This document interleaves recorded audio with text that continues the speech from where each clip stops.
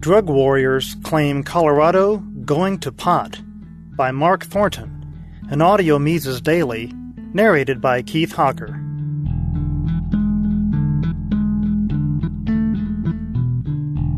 As we moved into the second half of 2014, I was eager to learn if marijuana legalization in Colorado was succeeding.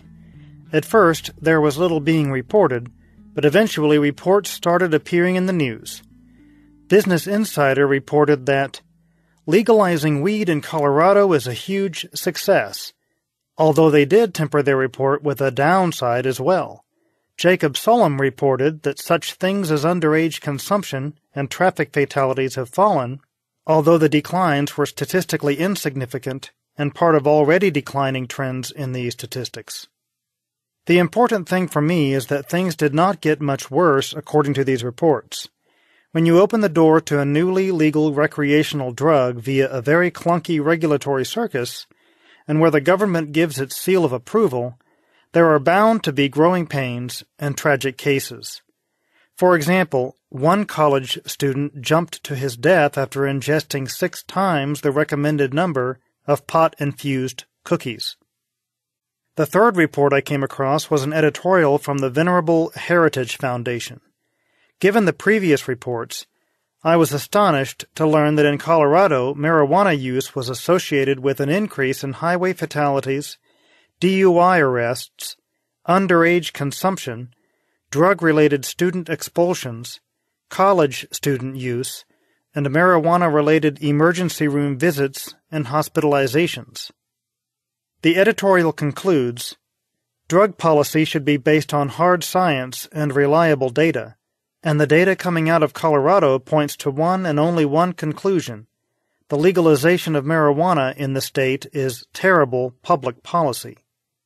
However, I began to get suspicious when I found out that the hard science and reliable data were not collected, produced, or analyzed by the Heritage Foundation, but by some outfit named the Rocky Mountain High-Intensity Drug Trafficking Area Program.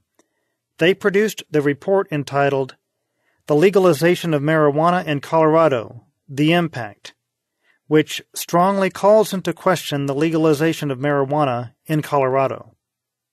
There was no information about the Rocky Mountain High-Intensity Drug Trafficking Area Program, RMHYDRA, in the report other than it was produced by the Investigative Support Center in Denver, Colorado. It turns out the program is actually controlled by the White House Office of National Drug Control Policy, otherwise known as the Drug Czar. Colorado has been in the process of legalizing marijuana since 2000. It initially started small with limited medical marijuana, and as of January of 2014, it has legalized both medicinal and recreational marijuana with local option for commercial production and retail distribution.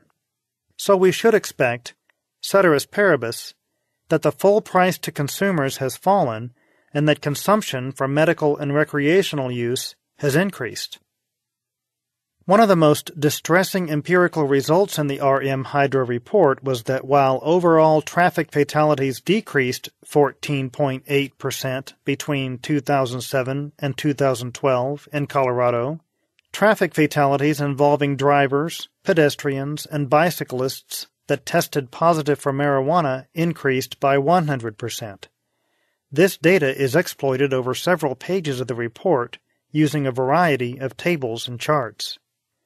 If Coloradoans were consuming more marijuana and relatively less alcohol, we would expect the number of traffic fatalities to decrease because marijuana has been found to be relatively much safer than alcohol in terms of driving and motor skills. But the data indicating a 100% increase in fatalities involving marijuana is puzzling, disturbing, and at odds with hard science. If this was indeed reliable data, it would indicate that marijuana consumption in Colorado had greatly increased beyond anyone's estimation. It turns out RMHYDRA's data was anything but reliable and would be best characterized as misleading. If you examine the footnotes section of the report, you will find that the data from 2012 represents 100% reporting, due to the efforts of RM Hydra to scour several data sources. However, a footnote reveals that in the data from 2006 through 2012, a very slight majority of cases, 50.13%, were not tested. If 100% were tested in 2012, then the percent tested for 2006 to 2011 is far less than 50%. What this means is that if you increased blood testing to 100% in 2012, when you were testing less than 50% of cases in prior years, that you should expect to find at least a 100% increase involving traffic fatalities with some detection of marijuana. This result not only brings into question the report's reliable data, it brings into serious question RM Hydra's respect for hard science. Another basic problem with their data is the meaning of testing positive for marijuana. Marijuana's active ingredient, THC, can remain detectable days and weeks after it has been consumed. In contrast, marijuana impairment only lasts for several hours and is somewhat offset by safer driving behaviors, such as driving at slower speeds and avoiding high traffic areas. Given that marijuana consumption has increased significantly since 2000, we should indeed expect many more positive blood tests, but without making the leap that marijuana consumption is causing more highway fatalities. The RM Hydra report also offers up some dreary data on youth marijuana use. In particular, they conclude that marijuana use by young Coloradoans is higher than the national average and increasing.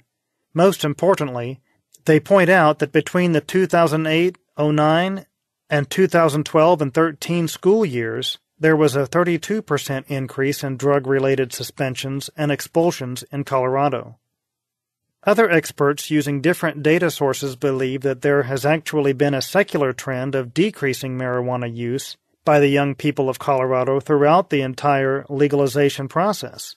However, with respect to suspensions and expulsions, there has indeed been a 32% increase in the number of drug-related suspensions and expulsions. However, weighted on a per-pupil basis, there has been virtually no increase in the rate of drug-related suspensions and expulsions. The numerical increase in suspensions and expulsions is more than completely accounted for by the increased number of pupils and the relative increase of impoverished minority groups.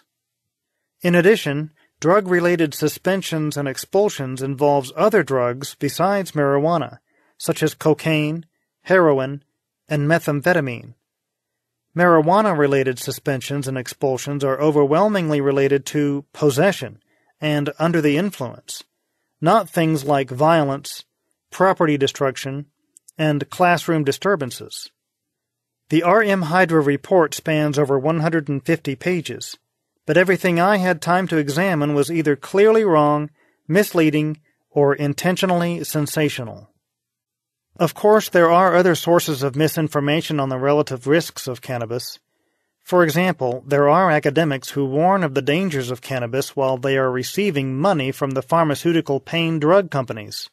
This again suggests a deliberate attempt to mislead the public. This is particularly disturbing and relevant information given recent reports which indicate that relatively fewer overdose painkiller deaths are occurring in states with medical marijuana laws. There are clearly some things wrong with Colorado's approach to legalizing marijuana, and there are clearly going to be some bad results at the individual and state level.